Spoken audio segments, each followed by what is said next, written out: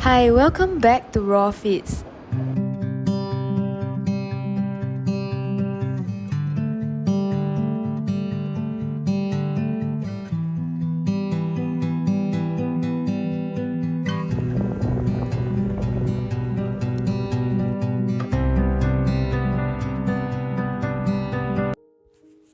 After traveling in Canada for about 4 months, there's one thing I noticed over and over, and much talk about, especially in the month of June, where Canada celebrates National Indigenous Month. The story I'm about to share is a sensitive subject of the first Canadian who were nomadic Indigenous people from thousands of years ago arrived in this land where they lived off animal hunting until they were forced westward by the European settlers. A lesser-known Canadian, emphasizing the importance of bringing their stories and their tradition and wisdom to the forefront. They are the descendants of the first settlers of North American plains, the First Nation, Métis, the Inuit, who lived here thousands of years ago. The depth and complexity of Indigenous culture with diverse histories, art, custom, languages, and knowledge. There was a cultural genocide where the school isolated children from their parents and the communities, not allowed to speak their native languages and practice any of their traditions, so the culture would cease to exist. These schools are underfunded, overcrowded, and unsanitary, and also led to a rampant of neglect of the children, which caused death, sexual abuse of at least thousands of children. The students that lived through the nightmare are known as residential school survivors, back home with social problems, dysfunctional and estranged from their own culture and identities. In the Indian residential school in Quebec, a survivor mentioned every time he tried to speak Kiowa, they put soap in their mouth and said it was a 12 years of hell. Now they are federally recognized as the Indian tribe of Oklahoma. Another one who lives in Dallas recalled the years she spent in an Indian boarding school in South Dakota, where she was forced to cut her hair and told not to speak her native language.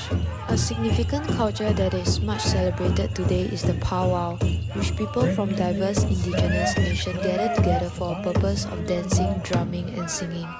The dancers enter the circle from the east as they walk into the direction of the sun. The beautiful regalia are sacred elements of the celebration, meant not only to entertain but also to tell important stories about their personal and cultural history.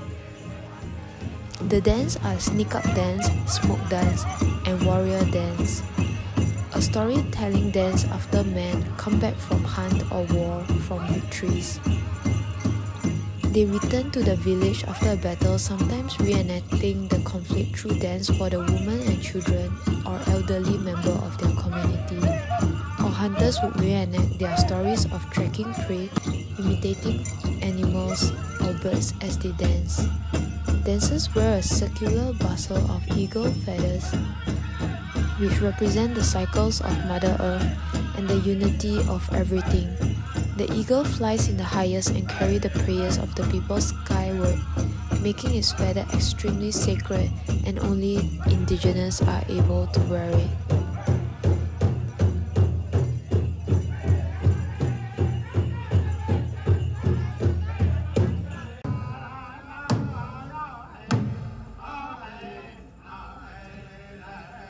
By valuing and honoring those four pillars that we thrive on: the family, the language, the land, and of course, as we govern ourselves, we have laws, we have.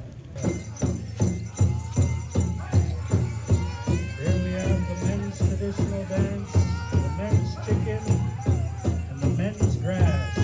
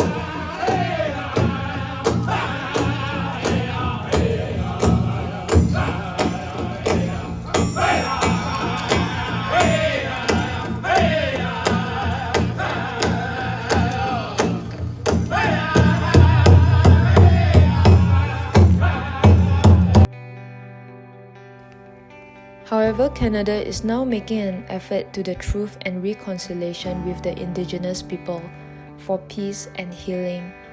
The town I'm currently in belongs to the Treaty 7.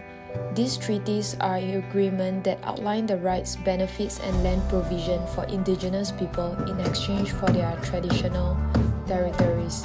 These treaties were meant to establish peaceful relationship, land ownership, and for their settlement and resource development. I share lighter content, but this video I decided to share a little bit more about something that's not much talked about.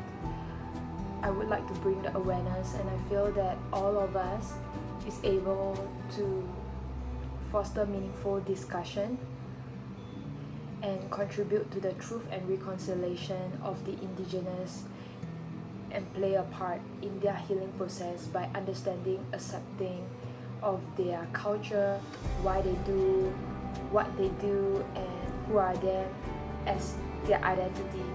And Indigenous is not only in Canada, but it is all over Central America and South America.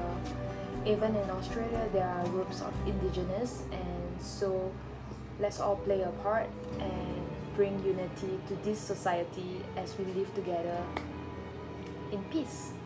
Ishnish.